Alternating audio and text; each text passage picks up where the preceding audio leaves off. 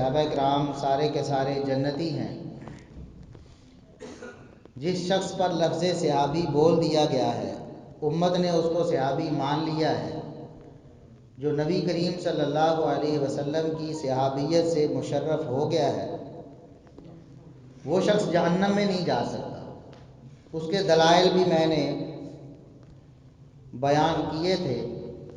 ان میں سے ایک آیت سورۃ الحدید کی 10 نمبر آیت ہے، لا يستوی منکم من انفق من قبل الفتح وقاتل۔ اللہ رب العزت نے ارشاد فرمایا صحابہ کرام کو مخاطب فرما کر کہ تم میں سے جو فتح سے پہلے مسلمان ہوئے انہوں نے اپنا مال خرچ کیا، انہوں نے اللہ کی راہ میں جہاد کیا، ان کی شان اور ان کا مقام بڑا اعلیٰ ہے، بہت بلند ہے۔ جو لوگ بعد میں مسلمان ہوئے، بعد میں انہوں نے جہاد کیا، بعد میں مال خرچ کیا اسلام کے لیے، وہ فتح سے پہلے والوں کے برابر نہیں ہو سکتے۔ لیکن وَكُلًّا وَعَدَ اللَّهُ الْحُسْنَىٰ، یہ فرق مراتب کے باوجود ہر ایک کا مقام و مرتبہ اپنا اپنا، لیکن ایک چیز میں سب برابر ہیں کہ وَكُلًّا وَعَدَ اللَّهُ الْحُسْنَىٰ، اللہ رب العزت نے سب سے جنت کا وعدہ کیا ہے۔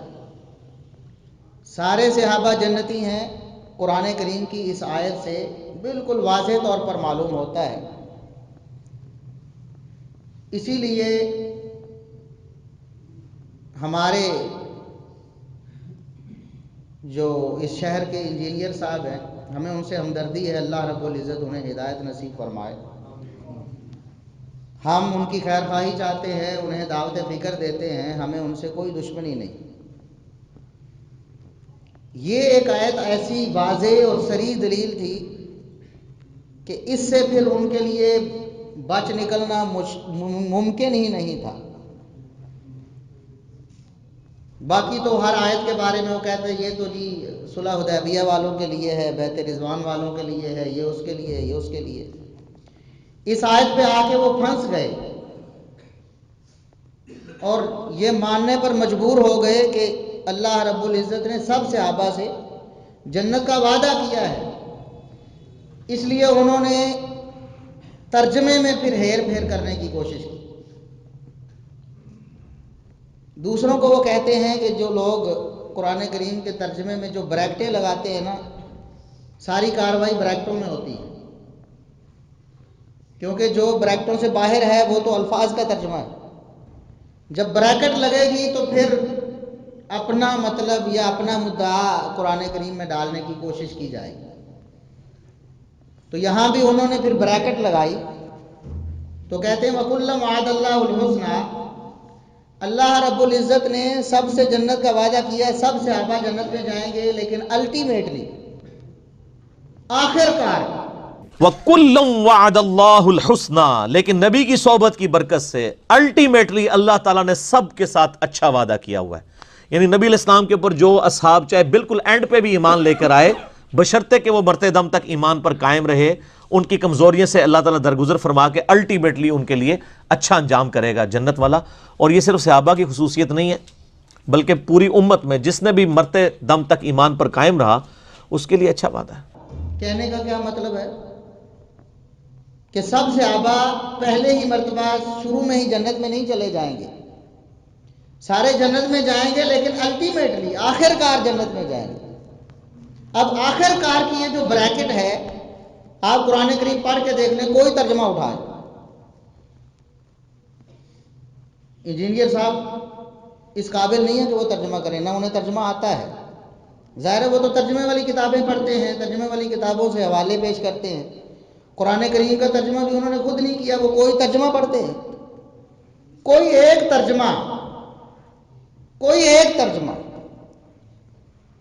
کسی مستند عالم کا کیا ہوا وہ پیش کریں کہ اس آیت میں سورہ حدید کی آیت نمبر 10 قرآن کریم میں آپ گھر جا کر اٹھائیں قرآن کریم اور کوئی ترجمہ پڑھیں، اہل سنت کے کسی مکتبہ فکر کا کوئی ترجمہ پڑھیں، آپ کو یہی ترجمہ ملے گا جو میں نے آپ کے سامنے پیش کیا ہے کہ حفظ مراتب ہے، فرق مراتب ہے، صحابہ کرام کی شان اور مقام الگ الگ ہے۔ ابو بکر رضی اللہ عنہ کی شان کو عمر فاروق نہیں پہنچ سکتے، ان کی شان کو عثمان غنی نہیں پہنچ سکتے، ان کی شان کو علی مرتضیٰ نہیں پہنچ سکتے۔ شان اپنی اپنی، مقام اپنا اپنا، لیکن وَكُلًّا وَعَدَ اللَّهُ الْحُسْنَى،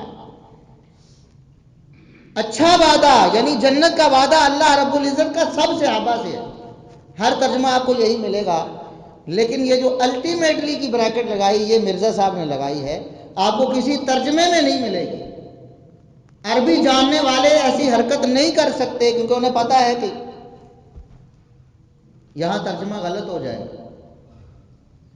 اس لیے آپ لوگوں کو سمجھ جانا چاہیے، اور انجینئر صاحب سے جو لوگ متاثر ہیں انہیں بھی سمجھ جانا چاہیے۔ یہ ان کے لیے دعوت فکر ہے کہ وہ جا کے ان سے سوال کریں۔ انجینئر صاحب، ادب و احترام سے آپ سے یہ سوال ہے کہ یہ الٹیمیٹلی کا ترجمہ آپ نے کہاں کس لفظ کا دیا ہے؟ قرآن کریم میں لوگوں کو وہ کہتے ہیں کہ یہ قرآن کریم کے منہ میں اپنا لقمہ ڈالنے والی بات ہے، تو یہ قرآن پاک کے ساتھ خیانت کرنا ہے، اور اپنا لقمہ قرآن کے منہ میں ڈالنے والی بات ہے۔ اس سے بڑی کوئی خیانت نہیں ہو سکتی۔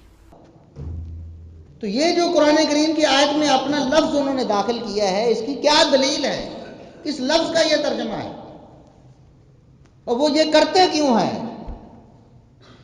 اس لیے کہ بعض صحابہ کرام رضوان اللہ علیہم اجمعین سے مرزا صاحب کو دلی ایک دشمنی اور بغض ہے، جس کا اظہار وہ الفاظ سے بھی کرتے ہیں۔